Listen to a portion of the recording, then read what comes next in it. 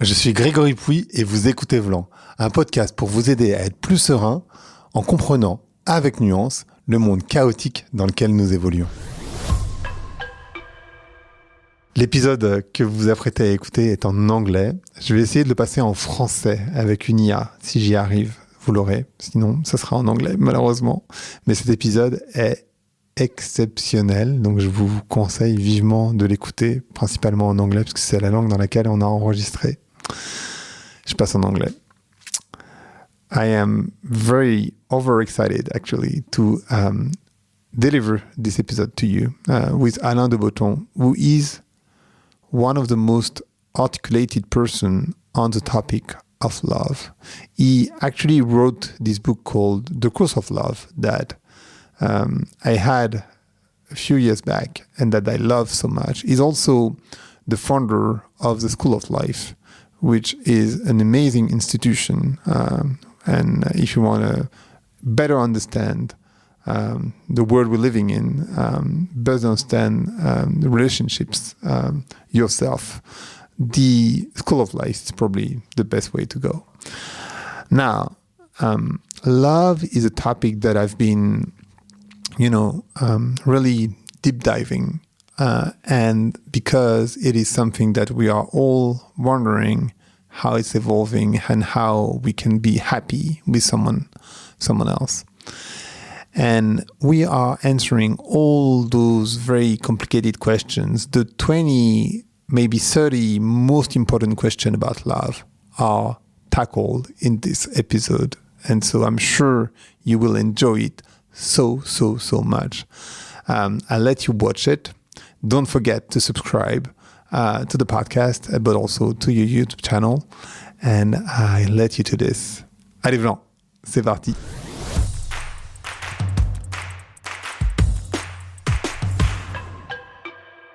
So hi, everyone. Hi, Alain. I'm so happy. I was telling you that, but I'm so happy to do this episode together. Thank you very much for being there with me. It's a pleasure for me. Thank you for having me.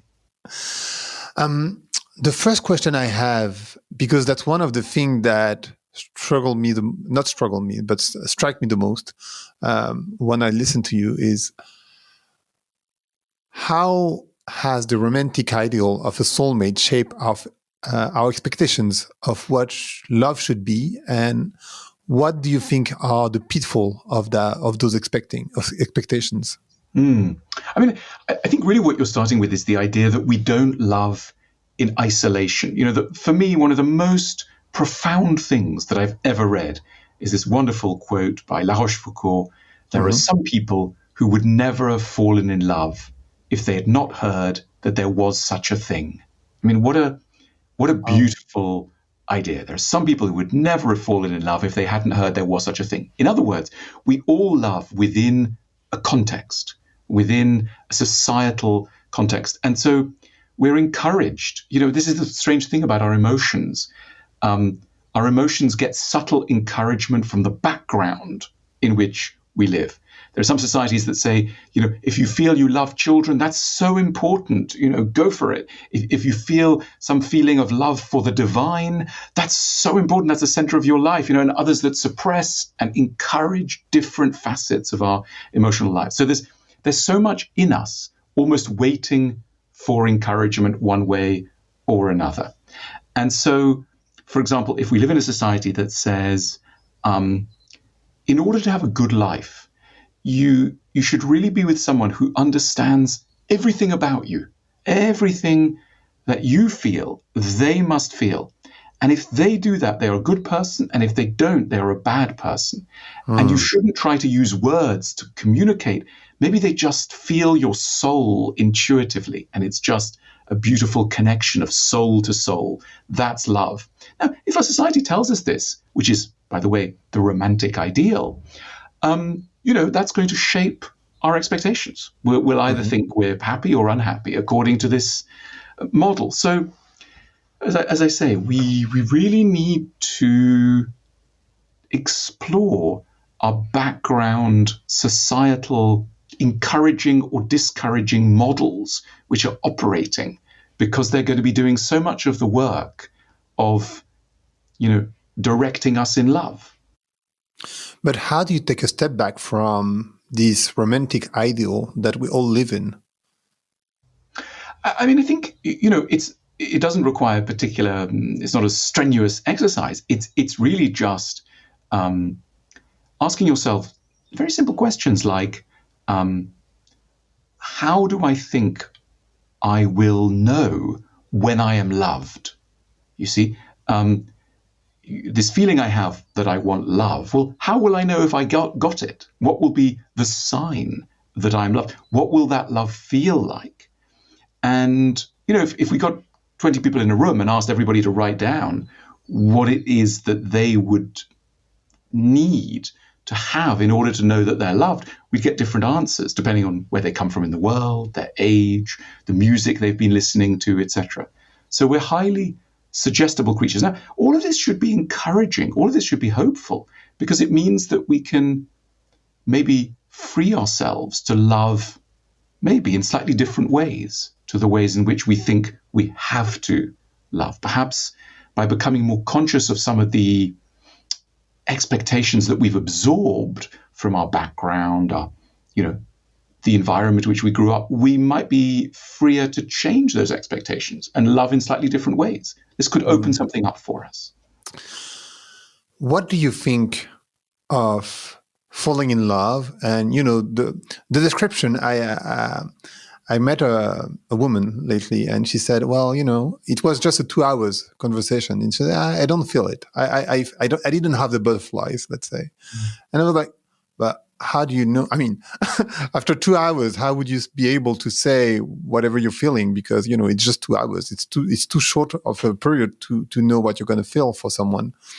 And so I wanted to understand what are your takes on butterflies in the belly, and what are you supposed to feel when you fall in love? I mean, look, I think, one of our experiences, one of the sort of existential positions of human beings is loneliness on the one hand and an ache for connection. And if you think about the way in which, the human comes into the world, our earliest experience is that we are literally in the body of somebody else. We're not just with someone, we are inside someone. And so we go from being inside someone to being radically outside someone. And, the baby's cries of the newborn baby, for all of us, are very evocative of that primary tear away from, the familiar envelope into the kind of solitude and despair of, the real world, as it were, the world in which we're going to have to live until we die. And, somewhere along the way, the ache starts to return, to go back, to re-find this connection. Sometimes as small children, we get a teddy bear or a soft toy, and we envelop the soft toy.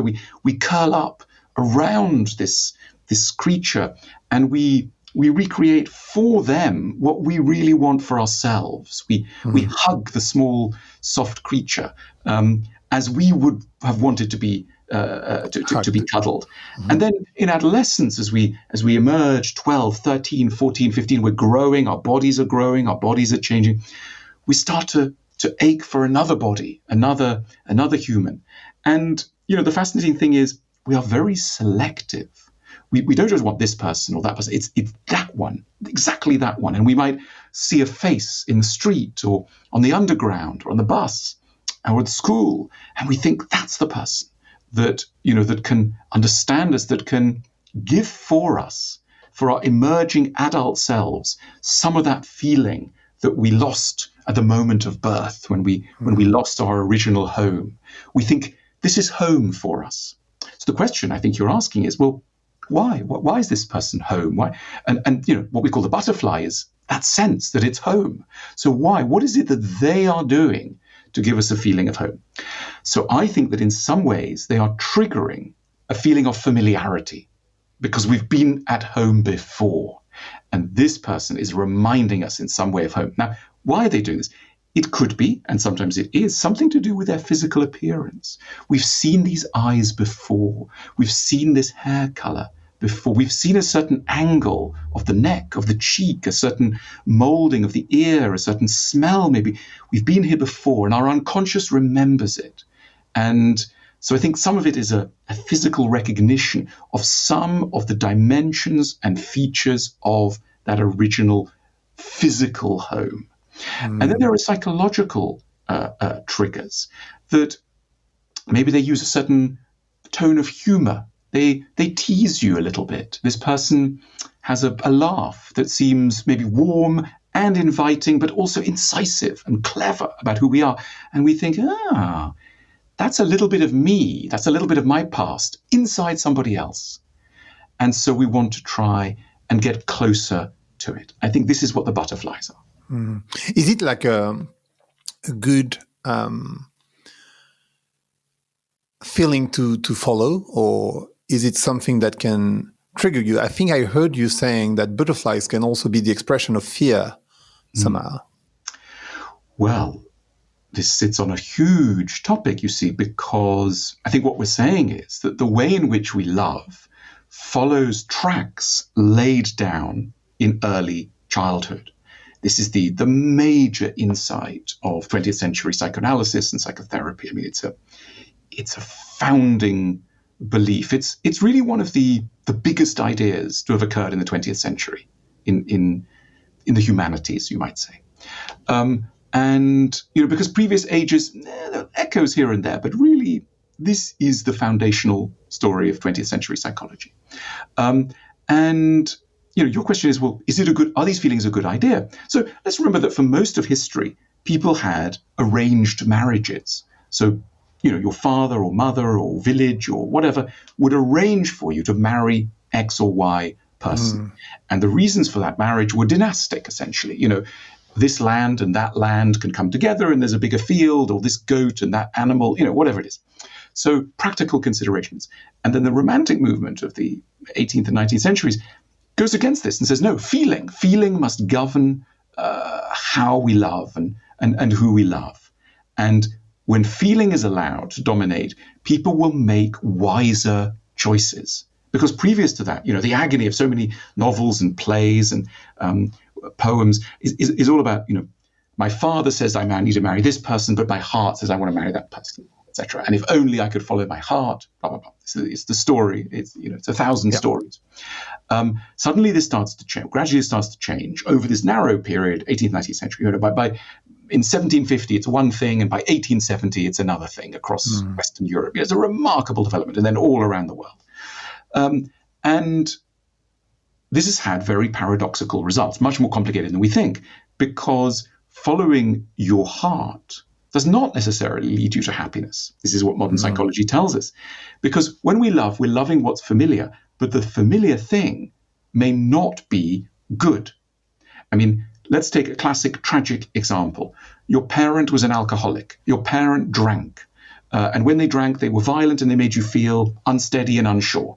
And one could think, well, the person who had this sort of upbringing will never want to go anywhere near anyone with an alcohol problem. It's clear that they will fall in love with, absolutely sober people. What do these statistics tell us? Exactly the opposite.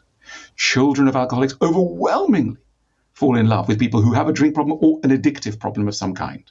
And it could be subtle and it could be disguised, and it often is, and it often doesn't emerge immediately. But as I say, the statistics are terrifying. Why? What's going on? Is again because what you need to understand is that we are privileging attraction to familiarity over attraction to what we would otherwise think, and the romantic movement of thought, which is an attraction to happiness. We are not attracted to being happy. We're attracted to being familiar. Sometimes the two go together. Sometimes mummy or daddy were absolutely lovely. And so this sets us up really well to fall in love with really lovely people. And we do that. But a lot of the time, we don't. We fall in love with patterns of frustration, which we knew in the past, and we are back there again in the present. I've noticed that a lot of people say what they would love for them and what triggered them is very different. And it's exactly what you're explaining. Basically, you can be you can want something for yourself, and eventually you will be always triggered by the person that are absolutely not what you are describing as a person. And it's, it's literally maddening and an insult to reason and an insult to our adult capacities, because we tell ourselves, enough of suffering. I'm going to go for somebody, let's say, who loves in a warm and reliable way. And we go out in the world, we get the dating apps, we go for dinner, and we meet someone and they seem warm and reliable, etc. And we start the relationship, and 6 months in, or a year in, or 3 years in, we realize, hang on, it's a bit problematic. This person's not actually that reliable. Unusually, especially the more the relationship's building, they're withdrawing, they're taking distance, they're doing to me what happened with my mother. And you think, oh my goodness, and the last 3 partners. And you think, I'm here again. And I think we need, you laugh just now. We need to laugh. We need to have compassion. We need to take it very slowly. We probably need a very good therapist. We need to watch ourselves. We need to really take care.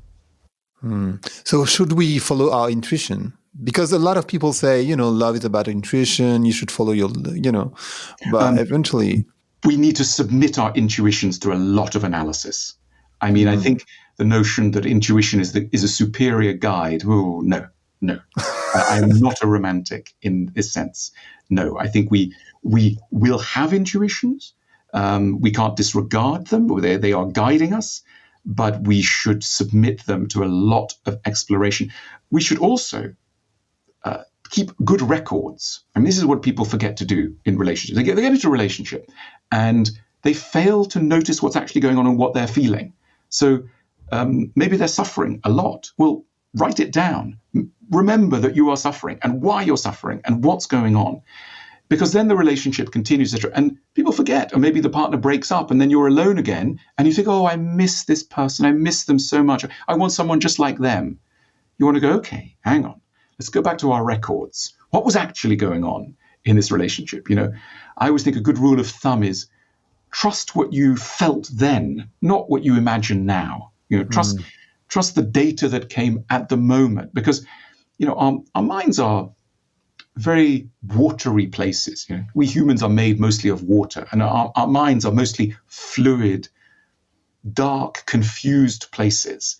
It is no insult to the human animal to emphasize the extent to which we are irrational, in the dark, unable to understand who we are, and swimming blind. It's kind to us to acknowledge this and not to assume that we are more adult and more capable than we are. We aren't.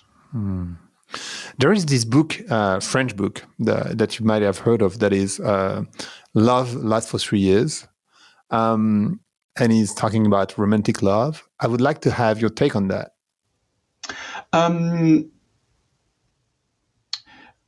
Look, I'm a pessimistic person, and I like dark thoughts. One of my favorite quotes is from the Roman Stoic philosopher Seneca. He says, "What need is there to weep over parts of life?" He says, "The whole of it calls for tears." Very nice, very dark, somber truth. However, I mention this because this chap, who I don't know this book. Luckily, it's not been translated to English.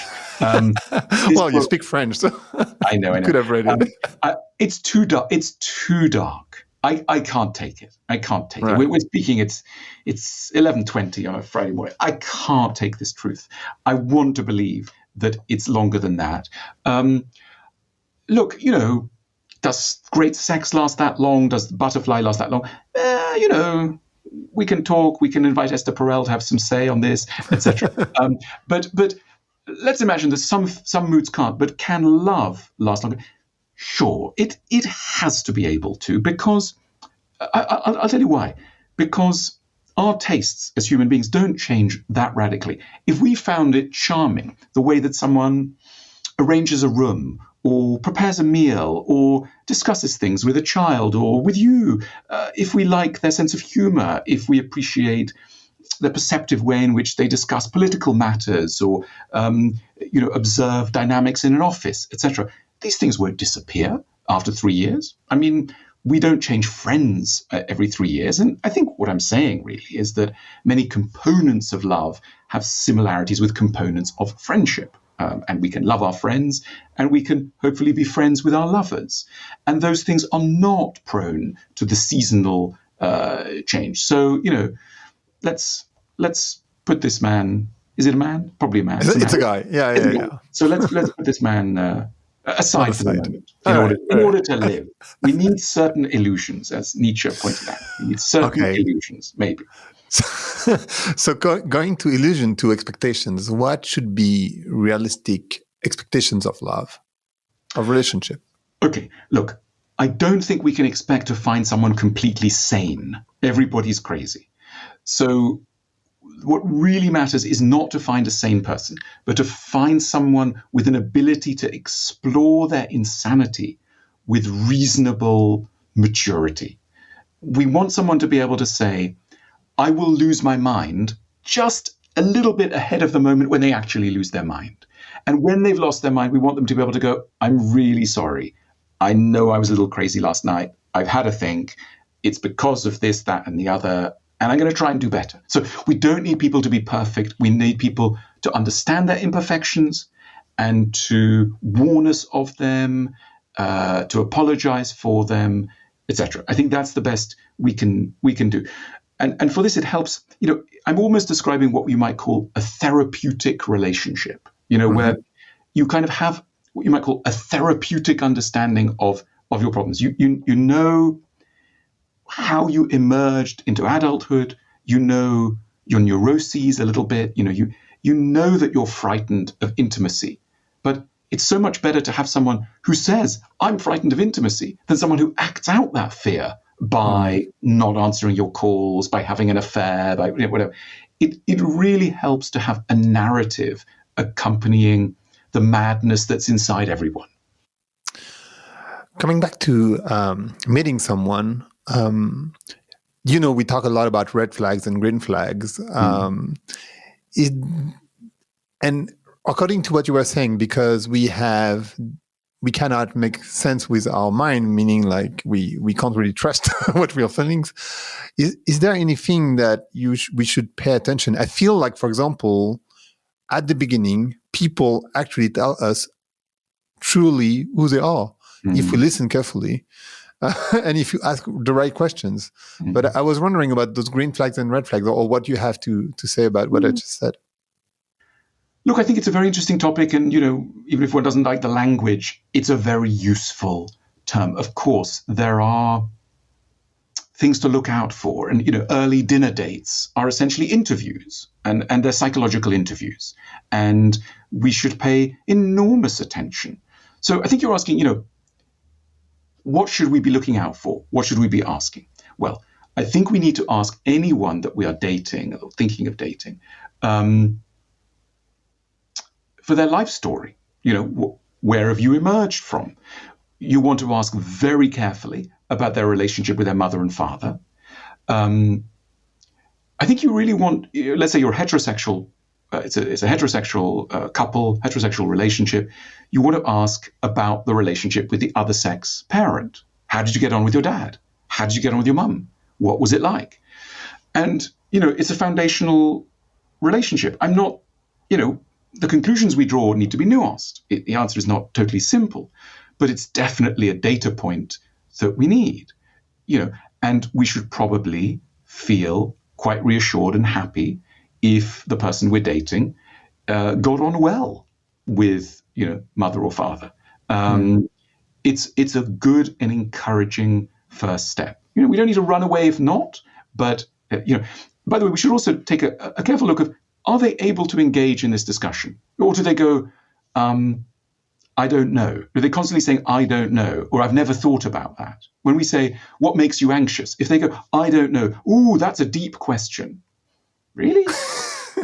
How often do you go inside yourself? I think we should be reassured by someone who is able to explain how, in their view, they are formed, who they are, etc. These are very useful things. So I would say that. I've now forgotten what we're saying. So anyway, that's the beginning of red flags, green flags. I mean, essentially, we want to find out. Love is very frightening. I mean, let's remember, we want to try and connect ourselves at depth with another human, but very often when we tried to do this in childhood, something went wrong. for many people, let's say half the population, has had a bad experience of trying to connect with a close adult. Maybe that adult died. Maybe they left. Maybe they were always angry. Maybe they were depressed. Maybe they made them feel guilty. Maybe they made them feel shame. All of these things. If this was our experience of trying to connect, we're likely to carry that fear and that anxiety into adulthood. So at least 50% of us are wandering the world thinking, when I get close to someone, thinking unconsciously, when I get close to someone, I get into trouble. Wow, it's difficult. That's difficult. So, and even if the person wants to love, and most people do, 99% of people do want to love, there is a terrible obstacle. Okay, let's go somewhere really weird. Sexual perversion. What are sexual perversions? If you read the sexual perversions psychoanalytically, they are almost always expressions of terrors of intimacy. Take the flasher. What's a flasher in French? Flasher. Who flashes their raincoat and shows you their body naked, often a man. Oh, okay. I didn't know the expression in English. A flasher is a exhibitionist. Exhibitionist. Okay, so the guys who go to the Bois de Boulogne and they open their raincoat, etc. What is this? What are they doing? What is going on here psychologically? And has it got anything to tell so-called normal people? Well, absolutely. What this person is expressing in a very extreme form is a terror of intimacy. They are opening their raincoat, showing you their naked body. They cannot bear a mutual relationship. They can only tolerate a power dynamic. I will impose my desire and sexuality on you. I will frighten you. Why? Because the guy is so frightened himself. He's frightened, but he's trying to direct the fear outwards. He cannot take a mutual relationship. The thing that this person would fear most of all is if someone said to them, "Oh, you look nice. Let's go to a hotel. Let's become partners. Let's get married." This person will run away. This is the person they're most frightened of, right? Because, anyway. So they are showing in an extreme form the terror of mutual love, the terror of two people looking each other in the eye and mutually sort of engaging with each other. And all sexual perversions are terrors of intimacy. The voyeur, with a telescope far away, he needs to be a kilometer away from someone because he's so terrified of intimacy that he needs to be far, far away. Let's take the most tragic case, the sex murderer, someone who has sex and then kills the victim. Why? What's going on here? Terror of intimacy. The person needs to murder, has to kill the person who looked in their eye and witnessed their desire. It is a feeling of shame in the murderer at who they are that is redirected and leads to murder. Why do people have sex with animals? What is that? Why have sex with a dog, with an animal, with a cow? Because the animal does not know who you are. They can't look in your eye and be with you. It is a radical denial of mutuality. So this is what lies behind so-called sexual perversions. But it's the same thing as the lover who sleeps with someone and then goes, "Oh, I must go. I'll call you tomorrow," and never calls. Because the moment there is connection, there is terror. And then that person needs to run away. And even in so-called good relationship, there is this. There is always two things in play: a desire for connection and a terror of engulfment and loss of self in the other. And in a good relationship, those terrors are managed. Someone is able to both get close and remain themselves. They don't think it's a binary choice. Either it's me or it's you. No, we can become a we, and there is safety in that. But this is the result of it's a psychological achievement, and not everyone can manage it. Actually, I want to write a book about the society. And the idea is that the consumption society, but mostly what happened with digital, was a seamless life. So, Uber, Airbnb, all those services are super, what we call frictionless. Well, that's how we call them in the digital era. And I feel like people are looking for a seamless life. And they want to have a seamless partner. And if anything is not perfect, they'll leave. And I was wondering what is your take on this evolution? I mean, not even talking about dating apps that are a supermarket for meeting people, which is probably not the best way to do that. But I was wondering about how do you actually stop on someone and not like gather and, collect people because they're not perfect? I mean, look, let's be optimistic about technology for a moment. I know that sounds kind of weird, but let's imagine that we are just at the beginning of using technology to facilitate relationships. Mm-hmm. And we're at a very clumsy early moment, which has led to certain sort of, if you like, kind of decadent expressions, like people who, swipe so much in apps, or certain excesses of pornography, etc. These are early frictions, let's imagine. So how could technology actually assist us in love? Well, let's imagine, for example, an AI that is listening to a couple all the time and that is registering all the time what is being said and not said and is interested in the couple surviving and thriving. It will say to us, you are not using words of affirmation. You are failing to notice that someone is trying to tell you something. You're failing to notice it. They've 3 times mentioned their father and you haven't said anything. They've 4 times mentioned the word freedom and you didn't notice.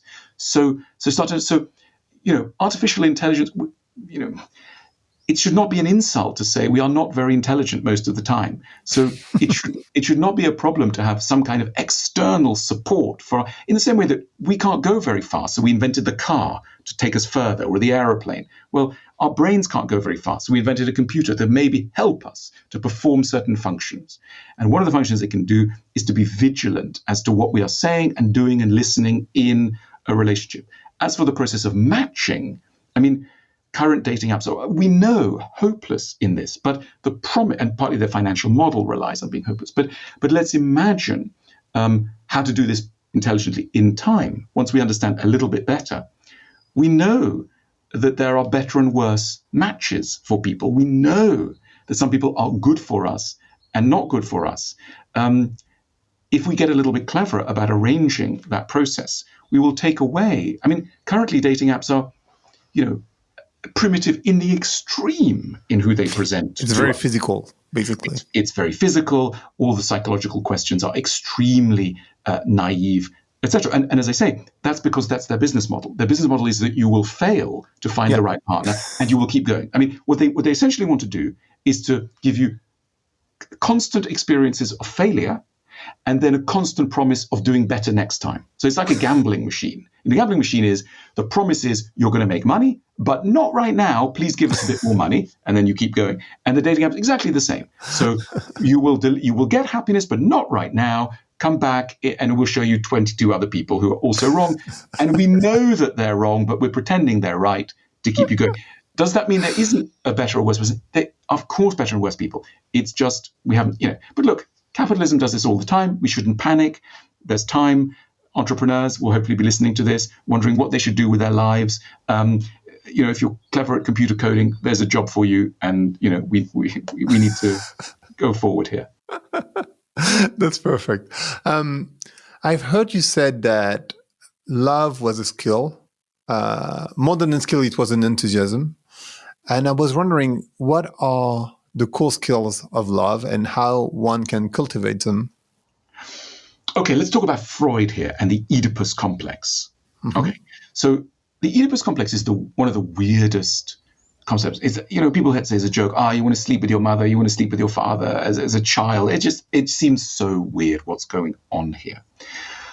If we look at it properly, what it gives us is a model for the skill that you will need to emerge into adulthood as someone who is sexually / psychologically mature to meet and connect with another person. Let's describe what needs to go on, because this is really what Freud had in mind, but he described it quite badly. He didn't write very well, I don't think. Like many thinkers, Spinoza, they don't say what is really best in their thought. So it requires a little bit of commentary here.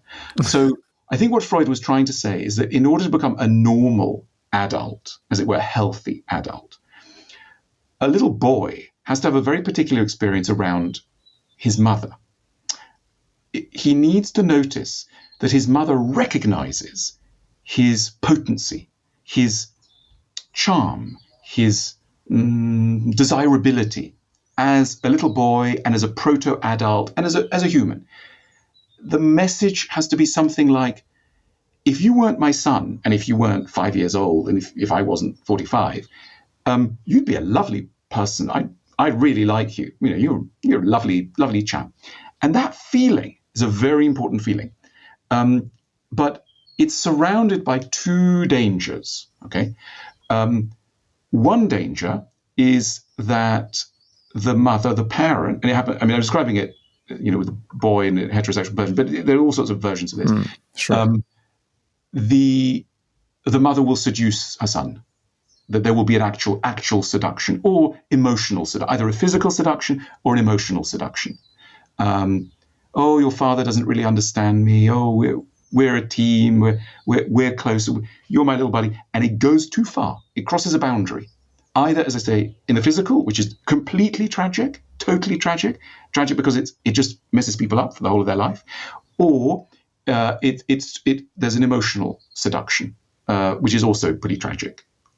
Sometimes also because it can't be noticed. You don't know it's happened, but it has happened, and it's why you can't form relationships. So that's one kind of tragedy, and then the other tragedy is often in relation to that fear and that danger. The parent is so cold and is so standoffish and disregards the child so much that they have no sense of validation, no sense of their own potency, no sense of their desirability, and they have a very hard time. They either chase that desirability constantly through manic seduction, or they withdraw completely and cannot form bonds with others.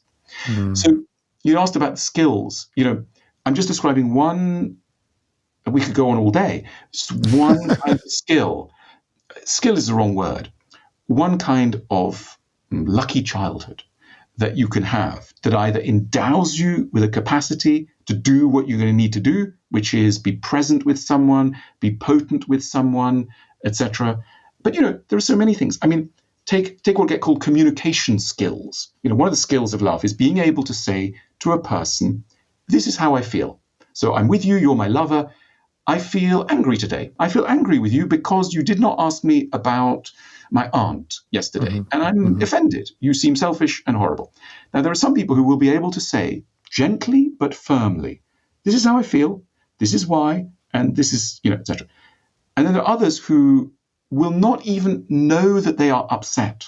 It's not that they know they're upset but haven't told you. No, they don't even know they're upset. And they don't know they're upset because no one was ever interested in their feelings. So they have not had the experience of being interested in their own feelings, because we're only interested in our feelings if somebody else was interested in our feelings first. We understand from the concern of others how to be concerned for ourselves. If no one was ever concerned for ourselves, we're not concerned for ourselves. And so we don't know how to communicate hurt. And then we don't know how to communicate. And then the feeling is there, but it's unconscious, and it blocks the channels of feeling. And then someone is furious, but they don't know it. And they start to have nightmares, and sex becomes impossible, because how can you have sex with someone you're angry with? But what can you do about anger if you don't know you're angry? And on it goes. So lots of skills, lots of problems when those skills are missing. Is it gendered bias, meaning that men were taught that feelings, you know, and my experience is that men have a hard time describing their feelings. They have a very few words, basically most of them, to describe their feelings. So I was wondering, to what you were describing, if men were more inclined not to be able to know what they're feeling, and so having a hard time communicating them.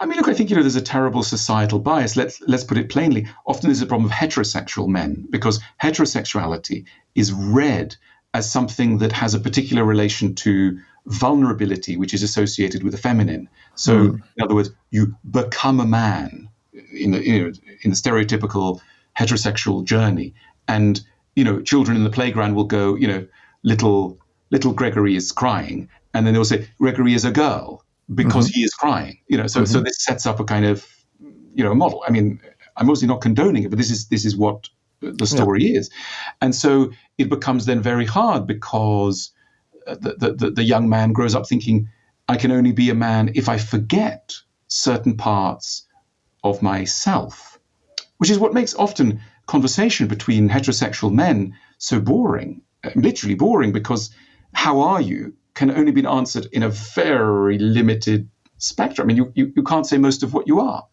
What am I? I'm impotent. My penis doesn't rise. You can't say this to another man because it's like you're Hannibal. You're the conqueror. You can't say this. You're Julius Caesar. So you can't do this. So a lot of what makes life interesting is outside of the discussable. And so when this person finds themselves in a relationship with a man or a woman, it can be very dull.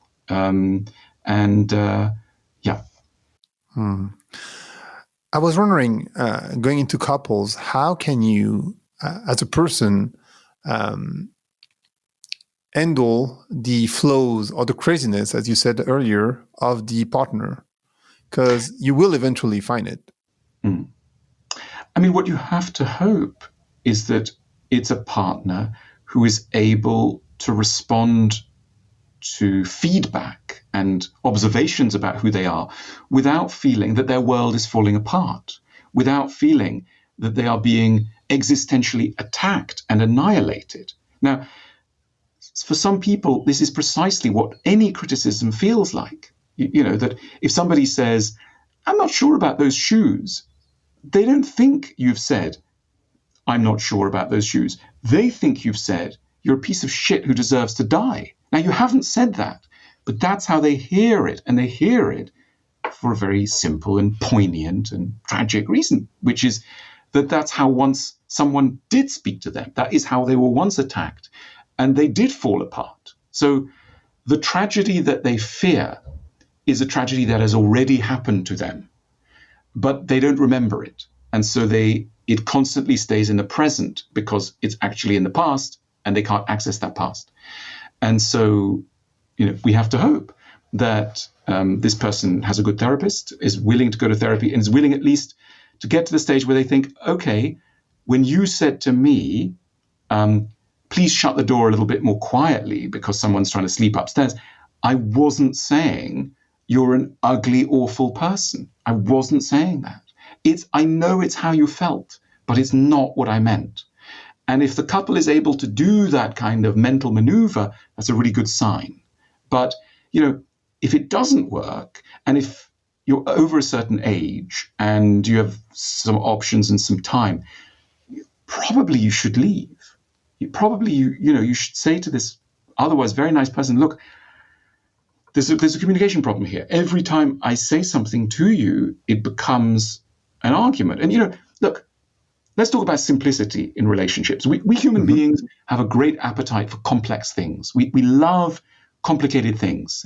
The ethics of Spinoza, astrophysics, molecular biology. We love complicated things. We think, this is good, it's exciting, because I think we recognize in complication some of the kind of mysteries of the universe and our own ineffable mysteries. We get in touch with something that seems very noble, and it's sort of true. But our respect for complexity can sometimes lead us into trouble when we end up in a relationship where 4 times a week we're having 3-hour discussions about what a word means and what they meant and what you meant. And maybe, once a week we're up till 3 a.m. having very difficult conversations. And then we're wondering why they didn't call. And we're telling our therapist that we don't know why they didn't call. And we're worried about their friend and when they're going on holiday and all the rest of it. At some point, we may need to respect simplicity and have a rule of simplicity, which is, at some level, if they know how to love and love us, and we know how to love and we love them, there should be an element of simplicity to the whole task. Of course, it's hard to raise a child, to move in together, to share a bathroom. There's certain kinds of logistical things. But let's also remember the importance of a certain amount of simplicity, because sometimes complexity is a sign of nothing less than that we should not be somewhere with the person. Pretty clear. And is it what you would describe as mature love? Like what you just described? Like, is it what you would call mature? Mature love? Yes, I think so. I think there is such a thing as mature love. And there are features of mature love. In mature love, you know how to apologize. You know how to separate out what they're doing from what you're doing. You're able to separate out the past and the present. You're able to separate out the woman in front of you or the man in front of you from your mother or your father. You're able to separate out the anger that belongs to a friend or a colleague at work with the anger or the situation that is demanded by your partner. These are all maneuvers of a mature mind. And yes, it's lovely if someone looks sexy and if they're fun and they're dramatic, etc. But ultimately, the real adventure is to connect at depth in a calm way, actually, with another human being. And, there are a lot of people out there are immature. I mean, imagine you are an Olympic, runner. If you go out into the world, not many people can run. And you're not surprised about that. You think, I'm doing this professionally. I'm doing this, for the Olympics. I don't worry that most people can't run. Imagine if you're trying to join, not the Olympic team, it's a little bit too ambitious, but let's say you're a regional team. You're trying to achieve a certain standard in love. Well, it may mean that not everyone can be on your team. It may mean that you've developed skills and capacities that mean that, some people you should say, I'm so sorry, you're not going to be right for me because I've taken certain steps and you haven't. That's okay. Ceci est la fin de la première partie. Je vous donne rendez-vous dans un deuxième épisode. Merci d'avoir écouté Vlan. Si vous avez aimé l'émission, n'hésitez pas à mettre des étoiles sur vos plateformes de podcast préférées. Vous pouvez aussi partager l'épisode sur vos réseaux sociaux, Instagram Stories, Facebook, LinkedIn, où vous voulez. Je suis Grégory Pouy. Vous pouvez me retrouver sur l'intégralité des plateformes sous le nom Greg from Paris. Si vous avez des idées pour des invités, si vous avez des commentaires, n'hésitez surtout pas à m'envoyer un message. Allez, merci et à bientôt.